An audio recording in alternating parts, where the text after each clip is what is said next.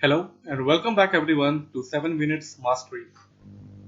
Now, in the previous session and previous videos, we dealt with how to do the input output stream, how to manage the input output from the command prompt, taking it as the argument or taking as a prompt. Now, in this, we'll do the file input output file management kind of a thing. So, how to do that? Let's begin. So, this was our old code. We'll remove it. What we'll do now is that we'll take help from a inner library of Node.js, which is the FS. So whenever we want to use any of the inbuilt libraries of Node.js, that is the not the user defined but the inbuilt system libraries of Node.js, we need a require. We need to include any internal module or any module for that sake. So we'll do a var fs. We'll do a file system. So var fs is equal to require. Now what it requires is an inbuilt module, which is the fs. Now this fs will help us to interact with the file systems. Now what you want to do is that we'll do a similar we'll pass a file name and we will read the contents of a file. So read varfs, and similarly we want to get the file name. So we'll pass file name as a parameter. We'll do file name as a parameter. We'll get it through the argument from the command prompt only. So as we did through process dot argv, and we'll provide just it will be the first argument beside from node or file name and then the file name. So it will be the second in the array, and we will read this particular file, whatever was provided to us. So first of all, we'll do fs dot read. There's an inbuilt function of this fs read file, and it accepts an argument which is the file name. Now when it will finish reading the file, it will want a callback, so we'll need to define a callback function. Now this callback will have two things. As we already discussed, this is always a error first callback, so error will be your first parameter, and the second parameter will always be the contents of the file. Now these name can be anything, but we need to define the first parameter as the error, and the second whatever is the output of that particular function. So our function is a read file, so it will return the contents of the file. Now when it's finished giving the contents, we will write this particular content onto our screen, that is a console, through contents. That's it, simple, 3 lines. We will try to run this particular code of ours, giving say node 1 as usual as we have been doing, and a file name. Now this file name, say it is file.txt. Now before we giving a file name, we must create a file. So this is a directory. We will create a file here, a text file, name as file.txt, give it some content,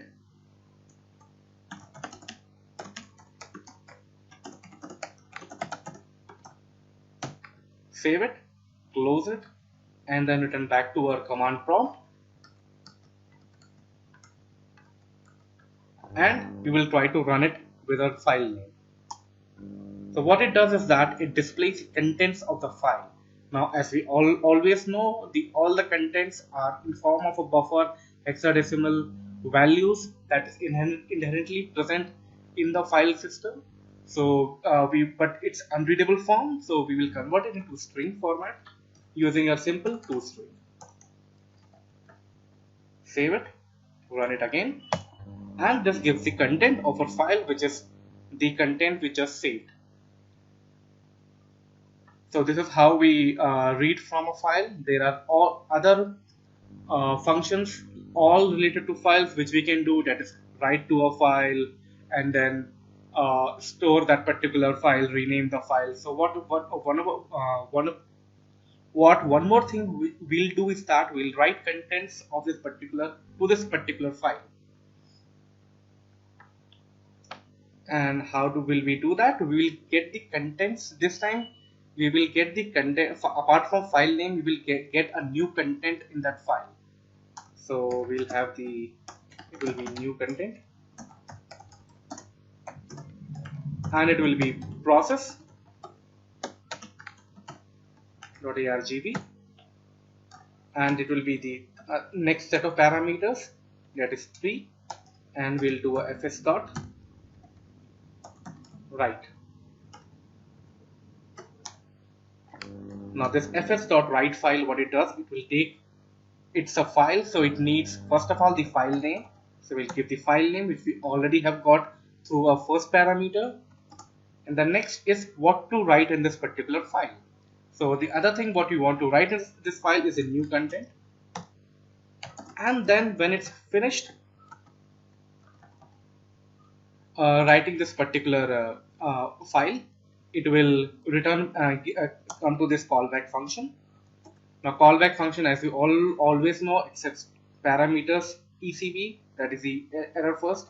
So first is the error, and I don't this is the only parameter which will return when we have done writing that particular file, because only there should be a success or a failure message if the file didn't get right. So what we'll do is that we'll do a console.log. Now if there is no error, or okay, we'll write the error also. Okay, if the error is not present, or if there is an error on the console.log, we will write error occurred, else we will just display a successful message. So console.log success. Okay, let's try to run it. So as usual, it's node1, then the file name. We are asking, like, this is the first user defined parameter, and another now we have is the content of the file. So we can provide us like some new contents in this file. Let's try to run it. It was successful. We saw here it was successful, and it also wrote what the content was, which was some new content in this particular file. So this is how we can do the file operations. There are other functions inside fs, like rename the file, or anything. So this is how we do file. Now in the next, we'll take up the user defined external modules.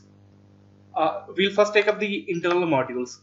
So how do we call any other function, increase the modularity of our program, because a program should always be divided into modules. Okay, thank you. Press the like button. Please press the like button and subscribe for future and next videos. Thank you.